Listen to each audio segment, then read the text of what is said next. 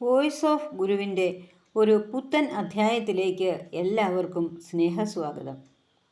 ഓം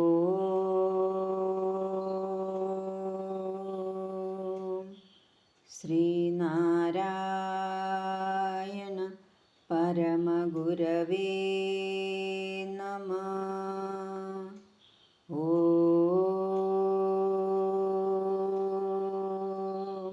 ശ്രീ ശാരദാംബായേ നമഃ. ആചാര്യപാദങ്ങളിൽ പ്രണാമം. നമ്മുടെ കഴിഞ്ഞ എപ്പിസോഡുകൾ കണ്ട് സപ്പോർട്ട് ചെയ്ത എല്ലാവർക്കും നന്ദി അറിയിക്കുന്നു. തുടർന്നും നിങ്ങളുടെ വിലയേറിയ നിർദ്ദേശങ്ങളും അഭിപ്രായങ്ങളും ഞങ്ങളെ അറിയിക്കുക. ഇത് നിങ്ങൾക്ക് ഇഷ്ടമാവുന്നുവെങ്കിൽ തീർച്ചയായും ലൈക്ക് ചെയ്യുക, ഷെയർ ചെയ്യുക. സബ്സ്ക്രൈബ് ചെയ്യാതെയാണ് നിങ്ങളിത് കാണുന്നതെങ്കിൽ ഒന്ന് സബ്സ്ക്രൈബ് ചെയ്തേക്കണേ. എന്നിട്ട് അടുത്തുള്ള ബെല്ലൈക്കൺ പ്രസ് ചെയ്ത് ഓൾ എന്ന ഓപ്ഷൻ കൂടി കൊടുത്താൽ നമ്മുടെ എല്ലാ വീഡിയോസിൻ്റെയും നോട്ടിഫിക്കേഷൻ ലഭിക്കുന്നതായിരിക്കും. കഴിഞ്ഞ എപ്പിസോഡുകളുടെ എല്ലാം ലിങ്ക് ഡിസ്ക്രിപ്ഷൻ ബോക്സിൽ കൊടുത്തിട്ടുണ്ട്. കാണാത്തവർ തീർച്ചയായും കാണണേ. ധനത്തിനു വേണ്ടിയും പെണ്ണിനു വേണ്ടിയും മണ്ണിനു വേണ്ടിയുമെല്ലാം ചരിത്രാതീത കാലം മുതൽ മനുഷ്യൻ പൊരുതുകയാണ്. ആരാണ് ഈ നാടകം ഇങ്ങനെ നിലയ്ക്കാതിരിക്കാൻ പിന്നിൽ കളിക്കുന്നത്? ഗുരുവിൻ്റെ കാളി നാടകം എന്ന കൃതിയുടെ ആന്തര രഹസ്യങ്ങളിലേക്ക് മിഴി തുറക്കുന്ന ഒരു അപൂർവ കവർ സ്റ്റോറിയുമായാണ് മെയ് ലക്കം ഗുരുസാഗരം പുറത്തിറങ്ങിയിരിക്കുന്നത്. സമകാലികമായി നമ്മുടെ സമൂഹത്തിൽ നടക്കുന്ന എല്ലാ മോശം പ്രവണതകളുടെയും പിന്നിലെ രഹസ്യമാണ് ഒരു ഗുരുകൃതിയെ ആസ്പദമാക്കി അവലോകനം ചെയ്യുന്നത്. ഒരു പക്ഷേ ഗുരുകൃതിയെ മുൻനിർത്തി ഇങ്ങനെ ഒരു പഠനം ഇതാദ്യമായിട്ടാണ്. മതത്തിൻ്റെ പേരിലും മതപ്പോരിൻ്റെ പേരിലും മനുഷ്യനെ ഇല്ലാതാക്കി മതരാഷ്ട്രം കെട്ടിപ്പടുക്കാൻ തൂക്കുമായി ഇറങ്ങുമ്പോൾ കാളി എന്ന പ്രകൃതി ശക്തി ബീഭത്സതയോടെ ഉണരുകയാണ്. അവൾ വിതുമ്പുകയാണിപ്പോൾ. അത് പക്ഷേ നഷ്ടങ്ങളെ ഓർത്തല്ല. അസുരവിത്തുകളെ, നിങ്ങളെ ഞാൻ തന്നെ നശിപ്പിക്കേണ്ടി വരുമല്ലോ എന്നോർത്താണ് ആ വിതുമ്പൽ. കാളി നാടകം വെറുമൊരു കാളീസ്തുതിയല്ല. ഈ പ്രപഞ്ചത്തിൻ്റെ സൃഷ്ടി സ്ഥിതി സംഹാരകാരിണിയായ ശക്തിയുടെ ലയവിന്യാസത്തിൻ്റെ രഹസ്യമാണ്. എവിടെ തൊട്ടാൽ അവൾ അനുകൂലയാകും, എവിടെ തൊട്ടാൽ അവൾ പ്രതികൂലയാകും. ഇപ്പോൾ മനുഷ്യരാശി എവിടെയാണ് കടന്നുകയറി കളിക്കുന്നത്? അതിൻ്റെ അനന്തരഫലം എന്താകും എന്നൊക്കെ വിവരിക്കുന്ന കാലിക പ്രസക്തമായ ഒരു പഠനമാണ് കാളി നാടകത്തിലൂടെ അനാവരണം ചെയ്യുന്നത്. കൂടാതെ പതിവ് പംക്തികൾ വേറെയുമുണ്ട്. സിംഗിൾ കോപ്പി മതിയെങ്കിൽ 60 രൂപ 80 78 18 88 58 എന്ന നമ്പറിൽ ഗൂഗിൾ പേ ചെയ്താൽ മതിയാകും. വിലാസം 62 82 31 92 94 എന്ന നമ്പറിൽ വാട്സപ്പ് ചെയ്താൽ മതി. വാർഷിക വരിസംഖ്യ ചേരാൻ 600 രൂപ അടച്ചാൽ മതിയാകും. ഇനി ഇന്നത്തെ വിഷയങ്ങൾ എന്തൊക്കെയാണ് എന്ന് നോക്കാം. 2022 ഒക്ടോബർ ലക്കം കവർ സ്റ്റോറി, ഗുരുസ്തവം, 6-ാം പദ്യം, അർത്ഥവിചാരം എന്നിവയാണ് ഇന്നത്തെ വിഷയങ്ങൾ. ആദ്യം കവർ സ്റ്റോറി നോക്കാം. ഗുരുസാഗരം ആധ്യാത്മിക കുടുംബമാസികയുടെ ചീഫ് എഡിറ്ററും ഗുരുവിദ്യാപീഠം ആചാര്യനുമായിരിക്കുന്ന ശ്രീ സജീവ് കൃഷ്ണൻ സാർ എഴുതിയ 5 പേർക്ക് വിശന്നാൽ ഒരാൾ മാത്രം കഴിച്ചാൽ മതിയോ എന്ന കവർ സ്റ്റോറിയാണ് ആദ്യം. ഭക്ഷണം മനുഷ്യൻ ആദ്യ പരിഗണന നൽകുന്ന ഒന്നാണ്. അന്നവിചാരം മുന്നവിചാരം, പിന്നെ വിചാരം കാര്യവിചാരം എന്നാണല്ലോ ചൊല്ല്. പണ്ട് ഭഗവാൻ ശ്രീനാരായണ ഗുരുവിനെ ദർശിച്ച് പുണ്യം നുകരാനെത്തുന്ന എല്ലാവരോടും ഭഗവാൻ ആദ്യം ചോദിക്കുക ഭക്ഷണം കഴിച്ചുവോ എന്നായിരുന്നു. ശിവഗിരിയിൽ രാത്രി ഭക്ഷണത്തിനു ശേഷം കലം കഴുകി വയ്ക്കുന്ന ശീലമുണ്ടായിരുന്നു. ഒരു രാത്രി വൈകി ഭഗവാൻ കുറച്ച് ചോറ് വേണമെന്ന് ശിഷ്യരോട് ആവശ്യപ്പെട്ടു. അവിടെ ആ സമയം ചോറുണ്ടായിരുന്നില്ല. ഇതൊരു ധർമ്മസ്ഥാപനമല്ലേ? രാത്രി ആരെങ്കിലും വിശന്നു വന്നാൽ ഒന്നുമില്ലെന്ന് പറഞ്ഞയക്കാൻ സാധിക്കുമോ എന്ന് ഗുരു ശിഷ്യരോട് ചോദിച്ചു.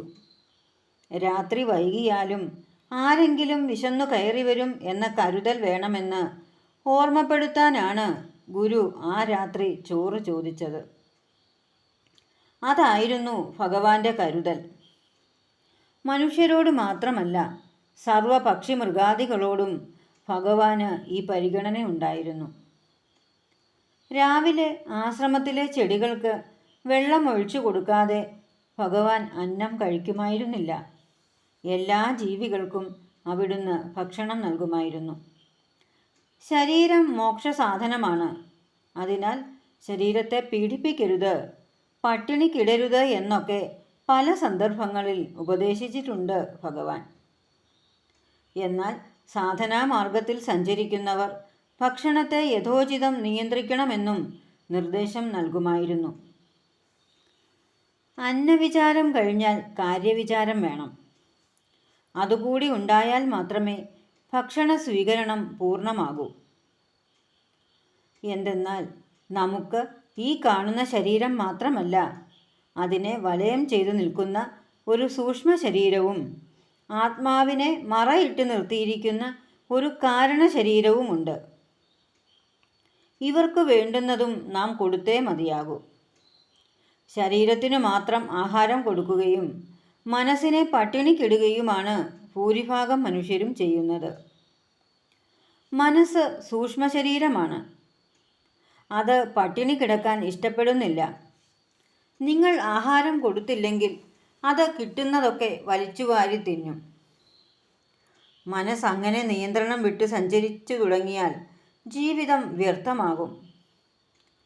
ചിലപ്പോൾ അത് ലോകത്തിനും ലോകർക്കും തന്നെ നാശമുണ്ടാക്കും.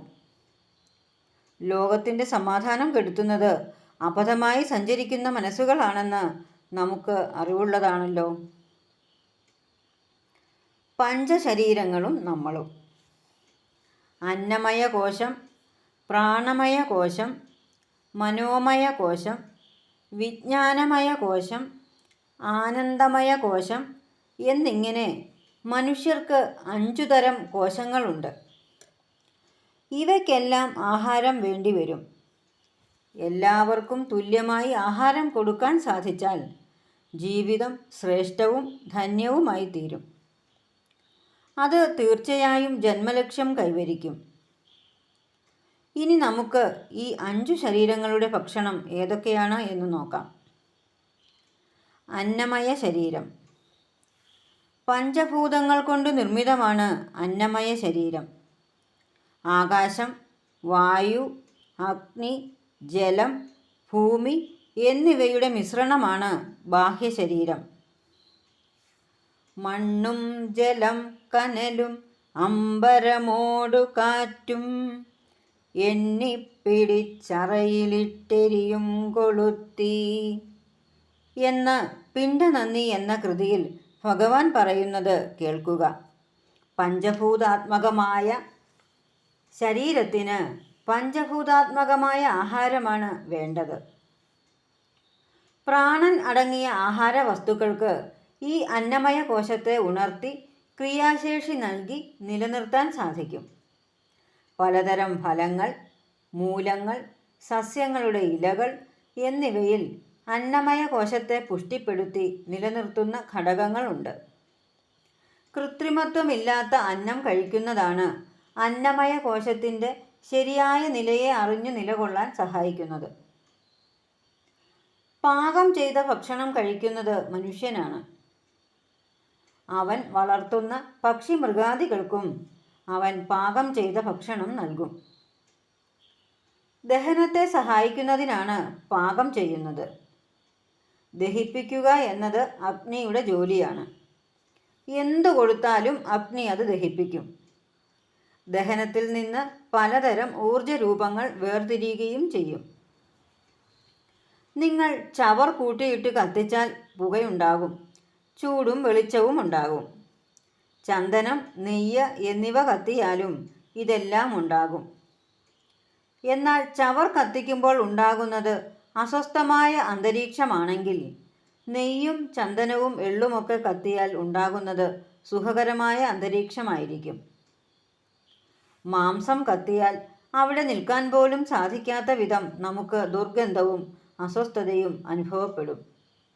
ഇതുപോലെയാണ് ആഹാരം കഴിച്ച ശേഷം നമ്മുടെ ആമാശയത്തിലും സംഭവിക്കുന്നത്. മാംസവും മുട്ടയും മത്സ്യവും ഒക്കെ കഴിച്ചാലും ദഹിക്കും. പക്ഷെ അവയിൽ നിന്ന് വേർപെട്ടു വരുന്ന ദുർമേധസ് ശരീരത്തിൻ്റെ മുഴുവൻ സുഖകരവും ശാന്തവുമായ അവസ്ഥയെ സ്വാധീനിക്കും. ദുർമേധസ് വർദ്ധിക്കും. ബുദ്ധിയുടെ തെളിച്ചം ക്രമേണ മങ്ങും. ഭോഗവിഷയങ്ങളിലേക്ക് ഇന്ദ്രിയ താൽപ്പര്യങ്ങൾ വർദ്ധിക്കും. തമോ സുഖങ്ങളിൽ അഭിരമിക്കാൻ പ്രവണത കൂടും. ഇതൊക്കെ ആത്മസുഖത്തെ കെടുത്തുന്ന നിലയിലേക്ക് മനുഷ്യനെ നയിക്കും. അതിനാൽ സസ്യ ഫല മൂലാദികൾ അധികം കൃത്രിമത്വമില്ലാതെ പാകം ചെയ്ത് കഴിക്കുന്നതാണ് 5 ശരീരങ്ങൾക്കും സൗഖ്യമുണ്ടാകാൻ സഹായിക്കുന്ന നല്ല ഭക്ഷണം. അന്നമയ ശരീരത്തിന് 5 സൂക്ഷ്മാവസ്ഥകളുണ്ട്. ശബ്ദം, സ്പർശം, രൂപം, രസം, ഗന്ധം എന്നിവയാണ് അവ. നല്ല ഇമ്പമാർന്ന ശബ്ദം, സ്നേഹമസൃണമായ സ്പർശം, കണ്ണിന് കുളിരേകുന്ന രൂപം, സുഖമുണർത്തുന്ന രസം, സുഗന്ധം ഇവയൊക്കെ ഈ സൂക്ഷ്മാവസ്ഥകളുടെ ആഹാരമാണ്. നല്ല വാക്ക് കേൾക്കുക, നല്ല ശുഭോദർക്കമായ കാഴ്ചകൾ കാണുക, മറ്റുള്ളവർക്ക് പരിചരണം ചെയ്ത് സ്നേഹസ്പർശമേകി സ്നേഹസ്പർശങ്ങൾ തിരികെ ഏറ്റുവാങ്ങുക, ശരീരത്തിനും മനസ്സിനും സുഖമേകുന്ന രസങ്ങൾ അനുഭവിക്കുക. അതിൽ സംഗീതവും സാഹിത്യവും നൃത്തവും ഒക്കെ വരും. സത്സംഗം രസദായകമായ അനുഭവമാണ്. സുഗന്ധ വസ്തുക്കൾ പുകയ്ക്കുക, സുഗന്ധമുള്ള പുഷ്പങ്ങളുടെ പരിസരത്ത് സമയം ചെലവിടുക എന്നിവയും ഈ സൂക്ഷ്മദേഹങ്ങളെ ദ്യോതിപ്പിക്കുന്ന ആഹാരങ്ങളാണ്. അന്നമയ ശരീരം സ്വയം ദേവസ്ഥാനങ്ങൾ കൂടിയാണ്. ഈ പഞ്ചദേവസ്ഥാനങ്ങൾ പ്രസാദിക്കിൽ നല്ല സ്വാസ്ഥ്യം ലഭിക്കും. ജലം, ചന്ദനം, പുഷ്പം, ധൂപം, അഗ്നി എന്നിവ കൊണ്ടുള്ള പൂജകൾ ചെയ്യുകയോ അവയിൽ സാന്നിധ്യം കൊള്ളുകയോ ചെയ്യുന്നത് അന്നമയ ശരീരത്തിന് സ്വാസ്ഥ്യം നൽകുന്നതാണ്. നിത്യേന ശുദ്ധജലത്തിൽ കുളിച്ച് ശുദ്ധിയുള്ള വസ്ത്രം ധരിച്ച് പൂക്കളും ജലവും കൊണ്ട് ഇഷ്ടദേവന് അർച്ചന ചെയ്ത് ഗൃഹവും പരിസരവും സുഗന്ധം പുകച്ച് വിളക്കു കൊളുത്തി പ്രാർത്ഥന ചെയ്യുന്നതും പഞ്ചശരീരങ്ങൾക്ക് കൊടുക്കാവുന്ന നല്ല ഭക്ഷണങ്ങളാണ്. ശിവഗിരിയിൽ ശാരദാമ്മയെ പ്രതിഷ്ഠിച്ചിട്ട് അമ്മയ്ക്ക് പൂജ ചെയ്യാൻ പൂവും വെള്ളവും മതി എന്ന് ഭഗവാൻ മൊഴിഞ്ഞത് ഓർക്കുക. അമ്മ നമ്മുടെ ബോധനിലാവാണ്. ബോധം തെളിയണമെങ്കിൽ ജലതത്വത്തിൽ നിലകൊള്ളുന്ന ജലവും ആകാശതത്വത്തിൽ നിലകൊള്ളുന്ന പുഷ്പവും സമ്മേളിക്കണം എന്നാണ് ആ ഗുരുമൊഴിയുടെ പൊരുൾ. വായു ശുദ്ധമാക്കേണ്ടത് ശ്വസിച്ചു ജീവിക്കുന്ന എല്ലാ ജീവികളുടെയും സ്വാസ്ഥ്യത്തിന് ആവശ്യമാണ്. ശ്വസിച്ചും വ്യവഹരിച്ചും മലിനമാക്കുന്ന വായുവാണ് നമുക്ക് ചുറ്റും. അത് ശുദ്ധമാക്കാനാണ് സുഗന്ധം പുകയ്ക്കുന്നത്. ഭക്ഷണം കഴിക്കുമ്പോൾ ശ്രദ്ധിക്കേണ്ട കാര്യങ്ങൾ. ഭക്ഷണം ചമ്രം പടിഞ്ഞിരുന്ന് കഴിക്കണം. കാലുകൾ തൂക്കിയിട്ടിരുന്നോ നിന്നുകൊണ്ടോ കഴിക്കരുത്. ഒരു തവണ വായ്ക്കുള്ളിൽ എടുക്കുന്ന ഭക്ഷണം മിനിമം 24 തവണയെങ്കിലും ചവച്ച് ഉമിനീരുമായി കലർത്തി വേണം വിഴുങ്ങുവാൻ. ഭക്ഷണത്തോടൊപ്പം വെള്ളം, പ്രത്യേകിച്ച് പഞ്ചസാര കലർത്തിയ പാനീയങ്ങൾ കഴിക്കരുത്. നല്ലതും ഔഷധ ഗുണമുള്ളതുമായ സാത്വിക ഭക്ഷണം കഴിക്കുക. കൃത്രിമ ഭക്ഷണം കഴിവതും കുറയ്ക്കുക. വിശക്കുമ്പോൾ മാത്രം കഴിക്കുക.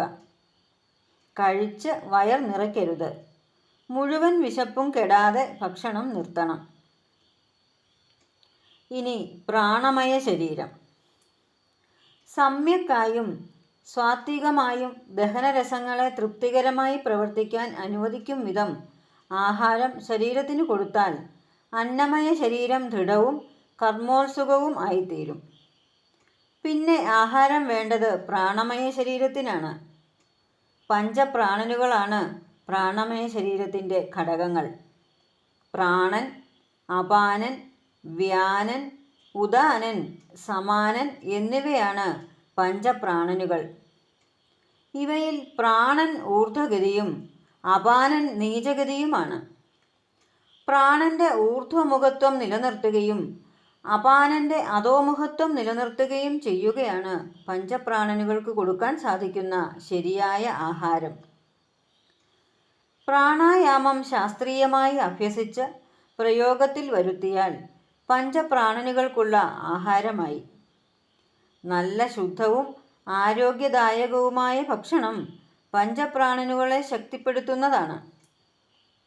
ശരിയായ ശ്വസന വ്യായാമം ശ്വാസകോശത്തെയും പ്രാണസഞ്ചാരത്തെയും സുഗമമായി പ്രവർത്തിക്കാൻ അനുവദിക്കുമെന്നതിനാൽ ശ്വസന വ്യായാമം പ്രാണമയ കോശത്തിനുള്ള ആഹാരമായി പരിഗണിക്കാം. ശരിയായ ഉറക്കം ശരിയായ ഉണർവിന് ഫലം ചെയ്യും. അത് പ്രാണമയ ശരീരത്തെ ശക്തിപ്പെടുത്തും. ശരിയായി ഉറങ്ങാൻ മനസ്സിനെയാണ് പരുവപ്പെടുത്തേണ്ടത്. നിത്യകർമ്മങ്ങൾ ശാന്തവും സമർപ്പിതമായ ഈശ്വരഭക്തിയോടെയും നിർവഹിക്കുക.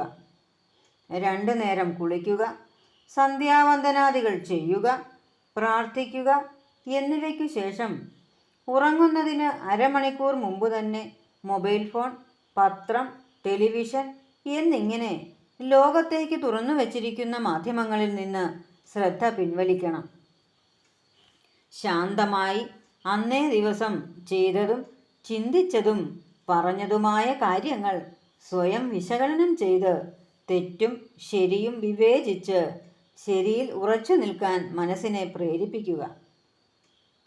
അന്നന്നത്തെ അനുഭവങ്ങൾ ദൈവത്തിൽ സമർപ്പിച്ച് ശരിയായി ചിന്തിക്കാനും പ്രവർത്തിക്കാനും സാധിക്കും വിധം നാളെ ഉണരാൻ കഴിയണേ എന്ന് പ്രാർത്ഥിച്ച് കിടക്കുക. ശുദ്ധമായ വായു സഞ്ചാരമുള്ള ഇടത്ത് കിടന്നുറങ്ങണം. രാവിലെ ഉണർന്നാൽ ഉടൻ മൊബൈൽ ഫോൺ, പത്രം, TV എന്നിവയിലേക്ക് മനസ്സ് തിരിയാതെ കുറച്ചു നേരം ശാന്തമായി ഇരിക്കാനും ധ്യാനിക്കാനും അല്ലെങ്കിൽ കുറച്ചു നേരം ഓംകാരം ജപിക്കാനും ശ്രദ്ധിക്കുക. അങ്ങനെ മനസ്സിനെ സ്വസ്ഥമാക്കിയാൽ ദഹന സംബന്ധമായ പ്രശ്നങ്ങൾ കുറയും. അത് പ്രാണമയ കോശത്തെ ബലപ്പെടുത്തും. ഏകാഗ്ര ചിത്തത്തെ സൃഷ്ടിക്കാൻ ഈ വിധ ജീവിതശൈലിയും പ്രാണായാമവും ഗുണം ചെയ്യും. അങ്ങനെ പ്രാണമയ ശരീരം ആഹാരം കഴിച്ചു എന്ന് എല്ലാ ദിവസവും ഉറപ്പാക്കുക. ഇനി മനോമയ ശരീരം. മനസ്സിൻ്റെ ആവാസസ്ഥാനമാണ് മനോമയ കോശം. മനസ്സ് എല്ലായിടത്തും വ്യാപിച്ചിരിക്കുന്ന ഒരു അഖണ്ഡ സ്വരൂപമാണ്. അതിൽ ഒരു ഭാഗം ഒരു ശരീരത്തോട് അനുഭാവത്തോടെ നിലകൊള്ളുന്നതാണ് ഒരുവൻ്റെ മനസ്സെന്ന് പറയുന്നത്. ഒരുവൻ്റെ മനസ്സും മറ്റൊരുവൻ്റെ മനസ്സും തമ്മിൽ ഋജുവായ ഒരു അതിർവരമ്പില്ല എന്ന് നാം തിരിച്ചറിയണം. മനസ്സ്, ബുദ്ധി, അഹന്ത, ചിത്തം എന്നിവയാണ് മനോമയ ശരീരത്തിൻ്റെ ഘടകങ്ങൾ. പരസ്പര ബന്ധിതമായി കിടക്കുന്നതാണ് ഇവയെല്ലാം. ഇവയ്ക്ക് ശരിയായ ആരോഗ്യം ലഭിക്കാനുള്ള ആഹാരമാണ് യമ, നിയമ, ആസന, പ്രാണായാമ, പ്രത്യാഹാര, ധാരണ, ധ്യാന, സമാധികൾ. ഇവയെല്ലാം ചേരുന്നതാണ് യോഗം എന്ന് പറയുന്നത്. അഹിംസ, സത്യം, അസ്തേയം, അവ്യഭിചാരം, മദ്യരോധനം എന്നിവയാണ് യമനിയമങ്ങളുടെ മാർഗങ്ങൾ. അഹിംസ പാലിക്കുക, സത്യം ആചരിക്കുക, മോഷണം ഒരു തരത്തിലും ചെയ്യാതിരിക്കുക, മനസാ വാചാ കർമ്മണ വ്യഭിചരിക്കാതിരിക്കുക, ലഹരി വസ്തുക്കൾ ഒന്നും തന്നെ ഇന്ദ്രിയങ്ങൾക്കോ ശരീരത്തിനോ നൽകാതിരിക്കുക എന്നീ യമനിയമങ്ങൾ പാലിച്ച് ആസനം, പ്രാണായാമം, പ്രത്യാഹാരം, ധാരണ, ധ്യാനം എന്നിവ ശീലിച്ച് സമാധി അവസ്ഥയിൽ ചിത്തത്തെ സംരക്ഷിച്ചാൽ മനോമയ കോശം അഥവാ ശരീരം ബലപ്പെടുകയും ശരീരത്തിനും മനസ്സിനും നല്ല സ്വാസ്ഥ്യം ലഭിക്കുകയും ആത്മാനന്ദം അനുഭവിക്കാൻ പ്രാപ്തനാവുകയും ചെയ്യും. യമനിയമാദികൾ പാലിച്ച് ജീവിതം ധന്യമാക്കാൻ എല്ലാവരെയും ശീലിപ്പിക്കുക എന്നതായിരുന്നു ശ്രീനാരായണ ധർമ്മ പരിപാലന യോഗം എന്ന നാമം സ്വീകരിച്ച് പ്രവർത്തിക്കാൻ കുമാരനാശാന് പ്രേരണ നൽകിയത്. ഗുരു ഉപദേശിച്ച പഞ്ചധർമ്മങ്ങളാണ് ശ്രീനാരായണ ധർമ്മം. അതു പാലിച്ചാൽ യമനിയമാദികൾ പാലിക്കലായി. പിന്നെ യോഗം സംഭവിക്കും. അപ്പോൾ ഇതൊക്കെ വെറുതെ സാമുദായികമായി സംഘടിക്കാൻ ആയിരുന്നില്ല എന്ന് വ്യക്തമാണ്. മനോമയ കോശത്തിന് ആഹാരം നൽകി ദൃഢപ്പെടുത്തുകയായിരുന്നു ലക്ഷ്യം. മനസ്സിനിഷ്ടപ്പെട്ട ഭക്ഷണവും മനസ്സിൻ്റെ ഭക്ഷണവും. മനസ്സിനിഷ്ടപ്പെട്ട ഭക്ഷണവും മനസ്സിൻ്റെ ഭക്ഷണവും രണ്ടാണ്. മനസ്സിന് ഇഷ്ടപ്പെട്ടതെന്നു കരുതി നാം ചില ഭക്ഷണങ്ങളെ കൊതിയോടെ സമീപിക്കാറുണ്ട്. മത്സ്യമാംസാഹാരങ്ങൾ, കൃത്രിമ ചേരുവകൾ ചേർന്ന ഭക്ഷണങ്ങൾ, അമിതമായ മധുരം കലർന്ന അല്ലെങ്കിൽ എരിവും പുളിയുമുള്ള വിഭവങ്ങൾ എന്നിവയാണ് പലർക്കും ഇഷ്ടഭക്ഷണങ്ങളായി വരുന്നത്. ഇതൊക്കെ തൻ്റെ മനസ്സിന് ഇഷ്ടമായവയാണെന്നാണ് എല്ലാവരും കരുതുന്നത്. എന്നാൽ അങ്ങനെയല്ല സത്യം. വൈകല്യമുള്ള മനോഭാവത്തിൽ തോന്നുന്നതാണ് ഈ ഇഷ്ടങ്ങൾ. മനസ്സിന് ആരോഗ്യം കുറയുന്ന അവസ്ഥയിലാണ് ഇത്തരം ഇഷ്ടങ്ങൾ കടന്നുകൂടുന്നത്. ശരീരത്തിൻ്റെ സ്വാസ്ഥ്യവും ആരോഗ്യവും നശിപ്പിക്കുന്ന ഒരു ഭക്ഷണവും മനസ്സ് ഇഷ്ടപ്പെടുന്നില്ല. എന്നാൽ സ്വാതന്ത്ര്യത്തിൻ്റെ പ്രേരണയാൽ മനസ്സ് അവയിലേക്ക് വശംവദമാകുകയാണ് ചെയ്യുന്നത്. ഇന്ദ്രിയ നിയന്ത്രണം സാധിച്ചാൽ മാത്രമേ ഈ മനോവൈകല്യത്തിൽ നിന്ന് മോചനം സാധിക്കുകയുള്ളൂ. മനസ്സിൻ്റെ ശരിയായ ഭക്ഷണം നല്ല ചിന്തയാണ്. സച്ചിന്തകൾ ഏറെ ലഭിച്ചാൽ മനസ്സിനുള്ള ഭക്ഷണമായി. നല്ല ചിന്ത ലഭിക്കാൻ നല്ല സൗഹൃദങ്ങളും നല്ല മനോഗുണം നൽകുന്ന പുസ്തകപാരായണവും നല്ല ശുദ്ധ സംഗീതം, കലാസ്വാദനം എന്നിവയ്ക്കും സാധിക്കും. അപ്പോൾ മനസ്സിൻ്റെ ഇഷ്ടഭക്ഷണം അതിനു കൊടുത്താൽ ശരീരത്തിൻ്റെ ഇഷ്ടഭക്ഷണം അത് ആവശ്യപ്പെട്ടുകൊള്ളും. ഇനി വിജ്ഞാനമയ ശരീരം. നമ്മുടെ നാലാമത്തെ ശരീരമാണ് വിജ്ഞാനമയ ശരീരം. അറിവാണ് അതിൻ്റെ ഭക്ഷണം. നാം ഈ ശരീരത്തിന് ആഹാരം കൊടുക്കാൻ മടി കാണിക്കുന്നവരാണ്. ഇങ്ങനെ ഒരു ശരീരം നമുക്കുണ്ടെന്ന ചിന്ത പോലും ഇല്ലാതെ ജീവിക്കുന്നവരാണ് ഭൂരിഭാഗവും.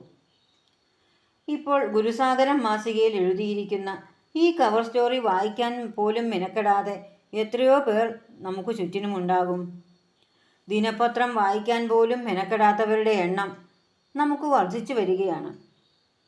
വിവേകമാണ് വിജ്ഞാനമയ കോശത്തിൻ്റെ ആരോഗ്യകരമായ അവസ്ഥ. വിവേകം താനേ വരില്ല. നല്ല പുസ്തകങ്ങൾ വായിക്കണം, യമനിയമാദികൾ പാലിച്ച് ജീവിക്കണം എന്നൊക്കെ ഗുരു മൊഴിഞ്ഞത് വിജ്ഞാനമയ കോശത്തിന് ആഹാരം കൊടുക്കണമെന്ന് ഓർമ്മിപ്പിക്കാനാണ്. വിജ്ഞാനമയ കോശം ആരോഗ്യത്തോടെ ഇരുന്നാൽ നമുക്ക് നല്ല മനുഷ്യത്വമുണ്ടാകും. നാം മനുഷ്യനിൽ നിന്ന് ദൈവികതയിലേക്ക് സഞ്ചരിക്കാൻ തുടങ്ങും.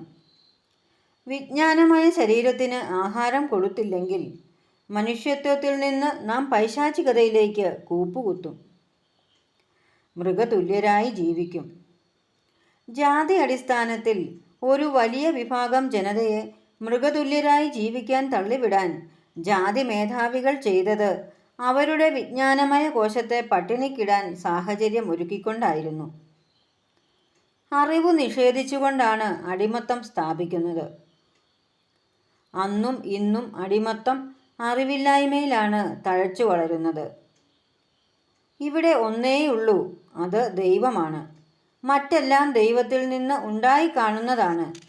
അതിനാൽ എല്ലാവരും ആത്മസഹോദരരാണ് എന്ന ബോധമാണ് അറിവ്. അതാണ് വിജ്ഞാനമയ കോശത്തിൻ്റെ ആഹാരം. അത് ലഭിക്കാൻ വിദ്യാഭ്യാസമാണ് ഏകമാർഗം. വിദ്യാഭ്യാസം സ്കൂൾ കോളേജ് തലങ്ങളിൽ അവസാനിപ്പിക്കേണ്ട ഒന്നല്ല. മരിക്കുന്നതിന് തൊട്ടു മുൻപ് വരെ വിദ്യാഭ്യാസം തുടരാം. അതായത് അറിവിലേക്കുള്ള വാതായനങ്ങൾ കടന്ന് സദാ പ്രായം മറന്ന് മുന്നോട്ട് പോയിക്കൊണ്ടേയിരിക്കണം. അന്നമയ ശരീരത്തിന് ആഹാരം കൊടുക്കുന്നത് പോലെ വിജ്ഞാനമയ ശരീരത്തിനും ആഹാരം നൽകണം. വായന, പഠനം, മനനം എന്നിവ എല്ലാവർക്കും വേണ്ടുന്ന സംഗതികളാണ്. യേശുവിൻ്റെ 5 അപ്പവും 5000 പേരും. ബൈബിളിൽ 5 അപ്പം 5000 പേർക്ക് യേശു പങ്കിട്ടു കൊടുത്ത കഥ എല്ലാവരും കേട്ടിട്ടുണ്ടാവും. എന്താണ് ആ കഥയുടെ ആന്തരാർത്ഥം?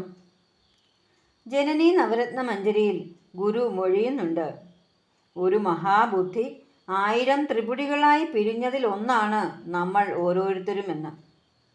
ഒരാൾക്ക് 5 ശരീരമുണ്ടെങ്കിൽ ത്രിപുടിയായി പിരിഞ്ഞ 1000 പേർക്ക് 5000 ശരീരമുണ്ട്. ആ 5 അപ്പം ഈ 5000 പേർക്കുള്ളതാണ്. നാം പ്രപഞ്ചത്തിൽ നിന്ന് ആഹരിക്കുന്നതൊക്കെ ഇങ്ങനെ സൂക്ഷ്മമായി വിഭജിക്കപ്പെടുന്നുണ്ട്. ആ സൂക്ഷ്മ വിഭജനമാണ് 5 അപ്പം 5000 പേർക്ക് ഭക്ഷണമായി എന്ന് പറയുന്നതിൻ്റെ സാരം. ഇനി ആനന്ദമയ കോശം. അവനിവനെന്നറിയുന്നതൊക്കെ ഓർത്താൽ അവനിയിലാദിമമായൊരാത്മരൂപം എന്ന് ഗുരു മൊഴിയുന്ന അറിവ് വിജ്ഞാന ശരീരത്തിൽ ഇരുന്നു കൊണ്ട് ആനന്ദമയ കോശത്തെ അനുഭവിക്കുമ്പോൾ ലഭിക്കുന്ന അനുഭൂതിയാണ്. അഖിലരും ഈ ആത്മസുഖത്തിനായിട്ടാണ് പ്രയത്നിക്കുന്നത്. അതിനാൽ ലോകത്തെ ഏകമതം ആത്മസുഖമാണ് എന്ന് ഗുരു മൊഴിയുന്നത് ആനന്ദമയ കോശത്തെ അറിയുന്നതിനാലാണ്. ശരീരം, പ്രാണൻ, മനസ്സ്, ബോധം എന്നീ അവസ്ഥകളുടെ സ്വാസ്ഥ്യമാണ് ആനന്ദമയ കോശത്തിനുള്ള ആഹാരം. അത് പരമഹംസ അനുഭവത്തിലേക്ക് നമ്മെ എത്തിക്കും. ആനന്ദക്കടൽ പൊങ്ങി താനേ പായുന്നിതാ പരന്നൊരുപോൽ ജ്ഞാനം കൊണ്ടതിലേറി പാനം ചെയ്യുന്നു പരമഹംസജനം എന്ന് സ്വാനുഭവ ഗീതിയിൽ ഗുരു മൊഴിയുന്ന ആ രസപാനമാണ് ആനന്ദമയ ശരീരത്തിൻ്റെ ആഹാരം. എല്ലാവരും ആത്മസഹോദരരെന്നല്ലേ പറയേണ്ടതിതോർക്കുകിൽ നാം, കൊല്ലുന്നതുമെങ്ങനെ ജീവികളെ തെല്ലും കൃപയറ്റു ഭുജിക്കയതും എന്ന് ജീവകാരുണ്യ പഞ്ചകത്തിൽ നമ്മുടെ ആഹാരശൈലിയിലെ പാപഭാരത്തെ ചൂണ്ടിക്കാട്ടി ഗുരു ചോദിക്കുന്നു. ശരീരത്തിനു നൽകുന്ന ആഹാരം പാപരഹിതമായാൽ എല്ലാവരും ആത്മസഹോദരരാണ് എന്ന വിജ്ഞാനമയ കോശത്തിലെത്താൻ വഴി തുറക്കുകയാണ്. ശിവഗിരിയിൽ ദർശനത്തിനെത്തുന്ന ഭക്തരോട് ആഹാരം കഴിച്ചോ എന്ന് ഗുരു അന്വേഷിക്കുമായിരുന്നു എന്ന് പറഞ്ഞുകൊണ്ടാണ് നാം ഈ കവർ സ്റ്റോറി തുടങ്ങിയത്. ഗുരുവിൻ്റെ നികടത്തിൽ എത്തുന്നവർക്ക് അന്നമയ ശരീരത്തിനു മാത്രമല്ല, പ്രാണമയ ശരീരത്തിനും മനോമയ ശരീരത്തിനും വിജ്ഞാനമയ ശരീരത്തിനും കൊടുക്കാനുള്ളതൊക്കെ ഗുരു കരുതി വച്ചിരുന്നു. ഗുരുകൃതികളും ഗുരു അരുളിയ ധർമ്മമാർഗവും അപരനു വേണ്ടിയുള്ള കൃപണതയില്ലാത്ത പ്രയത്നങ്ങളുമെല്ലാം നമ്മുടെ മനസ്സിനുള്ള ഭക്ഷണങ്ങളാണ്. അതുകൂടി കഴിച്ചാലേ ഗുരുപൂജാ പ്രസാദം പൂർണ്ണമാകൂ. ഊട്ടുപുരയിൽ വിളമ്പുന്ന ആഹാരം കഴിക്കാൻ നാം ക്യൂ നിൽക്കും. എന്നാൽ മനസ്സിനായി ആഹാരം വിളമ്പുന്ന ഇടത്തേക്ക് നാം തിരിഞ്ഞു നോക്കാറുപോലുമില്ല. ഒരു വീട്ടിൽ 5 പേരുണ്ടെങ്കിൽ അതിൽ ഒരാൾക്ക് മാത്രം ഭക്ഷണം കിട്ടുകയും ബാക്കി 4 പേർ മുഴുപ്പട്ടിണിയിലാകുകയും ചെയ്താലുള്ള അവസ്ഥ എന്തായിരിക്കും? ആ 4 പേരും അശക്തരായി പോകും. അവരുടെ സഹായത്തോടെ ജീവിക്കേണ്ട ഒരേ ഒരാൾ പിന്നെ ശരിയായി ജീവിക്കുമോ? അസുഖവും അമിതവണ്ണവും പേറി രാമായണത്തിലെ കബന്ധനെ പോലെ ലോകദ്രോഹിയായി ജീവിക്കും. ജീവൻ പോകും വരെ ഒരു ജീവിതം. എന്നാൽ 5 ശരീരങ്ങൾക്കും വേണ്ടുന്ന വിധം ആഹാരം കൊടുത്താൽ മനുഷ്യനായും ദൈവമായും മാറുന്ന വിധം ആത്മസുഖത്തിൽ ആണ്ടുവാഴാൻ സാധിക്കും. വയറും ഹൃദയവും തലയും രക്ഷിക്കുന്ന ഗുരുവിൻ്റെ വിദ്യ. ഒരിക്കൽ കോട്ടായി കുമാരൻ എന്ന ശിഷ്യൻ ഗുരുവിനോട് ചോദിച്ചു, ജനങ്ങൾക്ക് ഏതൊക്കെ വിഷയത്തിലാണ് വിദ്യാഭ്യാസം കൊടുക്കേണ്ടത് എന്ന്. അപ്പോൾ ഗുരു മൊഴിഞ്ഞു, അവരോട് ആദ്യം വയർ സംരക്ഷിക്കാൻ പറയണം, പിന്നെ ഹൃദയം സംരക്ഷിക്കണം, അടുത്തതായി തലയും സംരക്ഷിക്കാൻ പറയണം. വയർ സംരക്ഷിക്കുക എന്നതുകൊണ്ട് ഗുരു ഉദ്ദേശിച്ചത് അന്നമയ ശരീരത്തിന് നല്ല സ്വാത്വികവും അഹിംസാത്മകവും രോഗനാശകവുമായ ഭക്ഷണം വേണ്ടവിധം നൽകണം, അതിനുള്ള അറിവ് ജനങ്ങൾക്ക് കൊടുക്കണം എന്നായിരുന്നു. അന്നമയ ശരീരത്തിന് അഹിംസാത്മകമായ ഭക്ഷണം നൽകിയാൽ ആ ശരീരത്തിൽ മറ്റ് 4 ശരീരങ്ങൾക്കും സ്വസ്ഥമായി വസിക്കാൻ സാധിക്കും. ഹൃദയത്തെ രക്ഷിക്കണമെന്ന് സ്വാമി തൃപ്പാദങ്ങൾ ഉദ്ദേശിച്ചത് പ്രാണമയ മനോമയ ശരീരങ്ങളെ വേണ്ടുന്ന ആഹാരം നൽകി സംരക്ഷിക്കണം എന്നാണ്. അരുൾ, അൻപ്, അനുകമ്പ എന്നിവയാണ് ഹൃദയത്തെ രക്ഷിക്കാൻ വേണ്ടുന്ന ആഹാരങ്ങൾ. വയറും ഹൃദയവും ശരിയായാൽ അന്നമയം, പ്രാണമയം, മനോമയം എന്നീ ശരീരങ്ങൾക്ക് ശരിയായ ഭക്ഷണം ലഭിക്കും. അപ്പോൾ ശിരസ് അല്ലെങ്കിൽ തല നേരെ നിൽക്കും. ശരിയായ ഭക്ഷണക്രമവും ജീവിത മൂല്യങ്ങളുടെ പാലനവും ഉണ്ടെങ്കിലേ വിജ്ഞാനമയ ശരീരം ബലവത്താകൂ.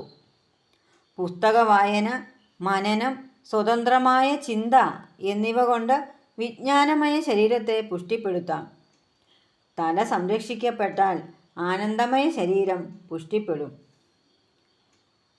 ഇന്നത്തെ കവർ സ്റ്റോറി ഇവിടെ അവസാനിക്കുന്നു.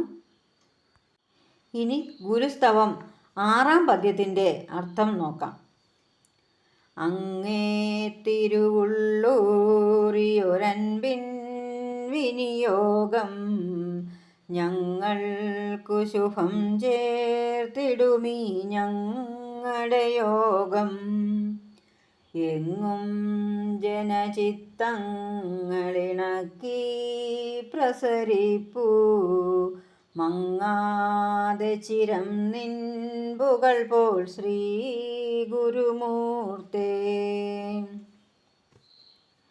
യോഗമെന്നാൽ കൂടിച്ചേരലാണ്. ജീവാത്മാവ് തൻ്റെ സത്തയെ പരമാത്മാവിൽ ദർശിച്ച് യോഗം ചേരുന്നതാണ് ജീവൻ മുക്തി. അതാണ് പരമമായ ജന്മലക്ഷ്യം.